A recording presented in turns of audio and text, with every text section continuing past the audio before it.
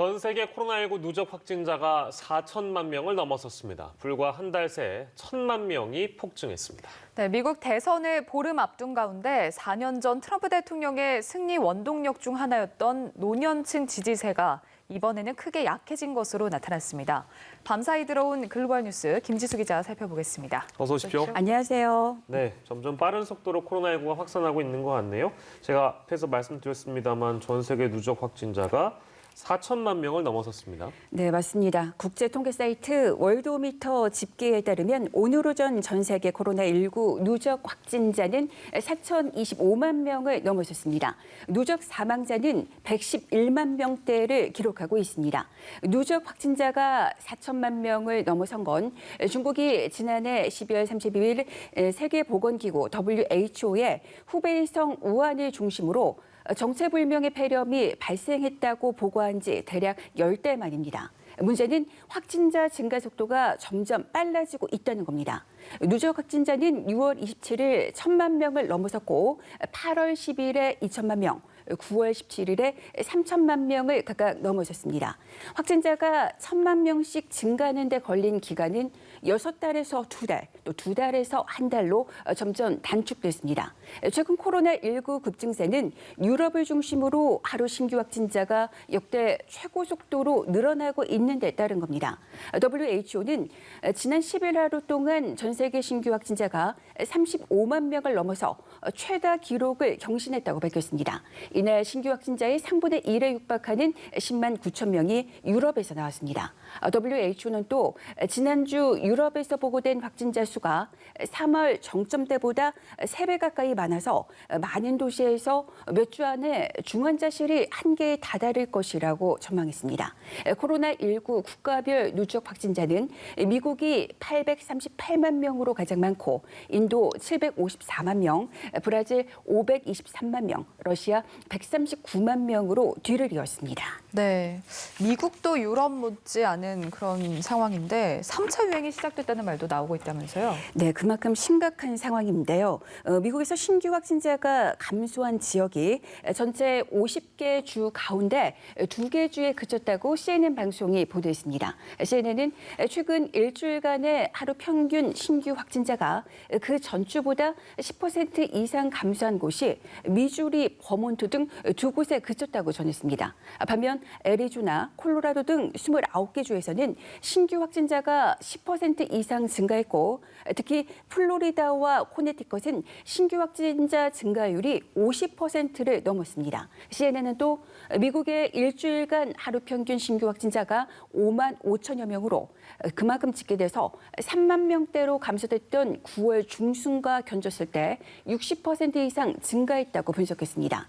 지난 16일 하루 신규 확진자는 7만 명에 근접한 6만 9천여 명으로 집계돼서 7월 말 7만 천여 명 이후 가장 높은 수준에 올랐습니다. 그러자 일부 주에서는 마스크 착용 단속을 강화하고 야간의 술집 영업 제한 등 규제를 강화하고 있습니다. 하지만 공화당 소속 주지자들이 개인 책임을 강조하며 확산 억제 조치를 거부하고 있다고 워싱턴 포스트가 보도했습니다. 전문가들은 이처럼 방역에 있어서 개인 책임에 대한 과도한 의존이 미국의 코로나19 사태를 불러왔다고 지적합니다. 사태 초기 미국 내 진앙지였던 뉴욕에서는 주 당국이 1만 명 이상의 초대형 결혼식이 열릴 것이라는 정보를 사전에 입수해서 이를 금지시키는 일이 발생했습니다. 뉴욕에서는 50명 이상의 친목 모임을 금지하고 있습니다. 당국은 1만 명 이상의 하객이 참석하는 결혼식이 규정 위반이라는 점을 경고했고 결혼식 금지 명령을 내렸습니다. 문제의 결혼식 계획은 정통파 유대교도의 결혼 행사라고 현지 언론들은 전했습니다. 뉴욕에서는 지난 봄에도 유대교 결혼식에서 집단으로 확진자가 쏟아져 나온 사례가 있습니다. 최근 뉴욕시 브루클린과 퀸스 지역의 정통파 유대교도들은 예배 금지 등 규제 조치에 격렬하게 항의하며 주 당국과 충돌하고 있습니다. 네. 이번에는 미국 대선 관련 소식입니다. 각종 여론조사에서 민주당의 바이든 후보가 트럼프 대통령을 10%포인트 안팎의 차로 앞서고 있는데 수치는 아주 오랜 기간 바이든이 앞서고 있다고 얘기를 하고 있습니다만 또 이 결과는 어떻게 될지 모르는 거기 때문에 하지만 뭐 수치는 지금은 어쨌든 바이든이 많이 앞서가고 있는 것 같아요. 네, 게다가 또 이제 4년 전에 트럼프 대통령의 승리 원동력 중 하나였던 노년층 지지세가 이번에는 크게 또 약해진 것으로 나타났습니다. 노년층 유권자들의 지지 약화는 트럼프 대통령이 이번 대선의 주요 격전지 여론조사에서 조 바이든 민주당 대선 후보에 뒤지는 원인 중 하나인 것으로 평가되고 있습니다. 트럼프 대통령은 2016년 대선에서 65세 이상 유권자 대상으로 힐러리 클린턴 당시 민주당 후보를 7%포인트 앞섰습니다. 그러나 올해 대선 전 월스트리트 저널과 NBC 방송의 공동 여론조사에서는 바이든 후보가 10%포인트, 바이든 후보보다 10%포인트 뒤진 것으로 나타났습니다.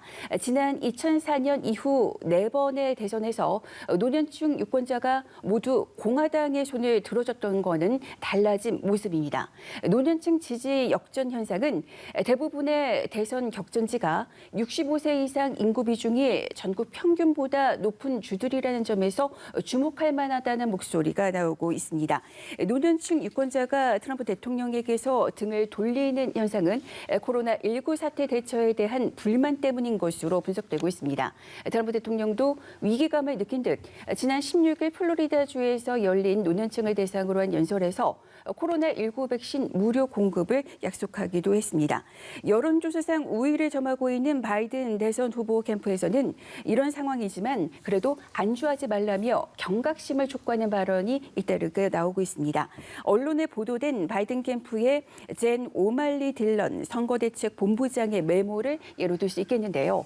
메모에는 최근 지지자들에게 자만하지 말라며 트럼프 대통령을 추격하는 것처럼 선거전을 펼쳐야 한다고 그렇게 촉구하는 내용이 적혀 있었습니다. 네, 민주당이 지난 대선 때 여론조사에서는 이기고 정작 중요한 본선에서는 패배했던 그런 전철을 밟지 않기 위한 그런 의지로 보입니다. 다음은 주말 사이에 많이 보도가 됐던 소식인데요. 프랑스의 한 중학교 교사가 표현의 자유를 이제 학생들에게 설명을 해주기 위해서 이슬람교 창시자 무함마드죠. 이 무함마드를 풍자한 주간지의 만평을 수업 시간에 보여줬다는 이유로 처참하게 살해가 됐습니다. 어떤 소식이죠? 네, 이제 지난 일요일에 이제 18일 오후에 이제 수도 파리를 비롯해서 마르세유, 리옹 등 프랑스 전역에서 사뮤엘 파티를 추모하는 집회가 동시다발적으로 열렸습니다. 파리 외곽의 한 중학교에서 역사와 지리를 담당하던 사뮤엘 파티라는 사람은 16일 학교 인근 길거리에서 처참히 살해된 채 발견됐습니다.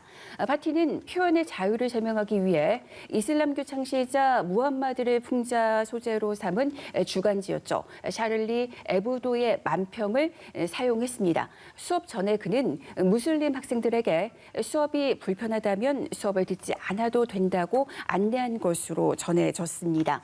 고인은 평소 교육으로 사람을 변화시킬 수 있다는 신념을 갖고 있었으며 언제나 학생들에게 토론하기를 권해왔다고 지인들은 말해왔습니다.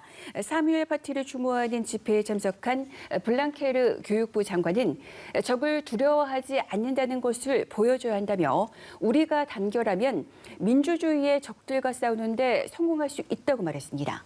시위대는 파티의 사진뿐만 아니라 내가 사뮤엘이다. 나는 선생이다, 교사다, 표현의 자유, 가르칠 자유가 있다 같은 다양한 문구가 적힌 팻말을 들고 나와서 고인에게 연대를 표했습니다. 집회가 열린 광장은 2015년 1월 12일 1월 12명의 목숨을 앗아간 그 주간지 샤를리 에브도의 총기 테러를 규탄하며 150만 명이 모인 장소이기도 합니다. 해당 주간지는 무함마드를 만평 소재로 삼았다가 2015년 1월 이슬람 극단주의를 신봉하던 형제가 자행한 총기 테러의 표적이 됐습니다. 이들 형제들은 해당 주간지 편집국에 들어가서 총기를 난사해서 12명을 살해했고 며칠 뒤 체포 과정에서 사살됐습니다. 프랑스 사법당국은 이번 살해된 교사를 무참히 살해한 용의자가 파티의 수업 내용에 불만을 품고 범행을 저질렀다고 보고 용의자의 가족과 친구 등 11명을 체포해 조사하고 있습니다. 이 중에는 범행 장면을 촬영해서 트위터에 올린 용의자의 아버지도 포함됐습니다. 당국은 파티의 수업을 듣지 않은 용의자가 어떻게 범행을 범행을 저지르게 됐는지 집중 조사하고 있습니다. 프랑스 정부는 희생당한 교사에 대한 국가 추도식을 이달 21일 거행하기로 했습니다. 마크롱 대통령은 국가안전보장회의를 열고 일단 테러 관련 대책을 논의할 예정입니다. 네, 글로벌 브리핑의 김지수 기자와 함께했습니다. 고맙습니다. 고맙습니다.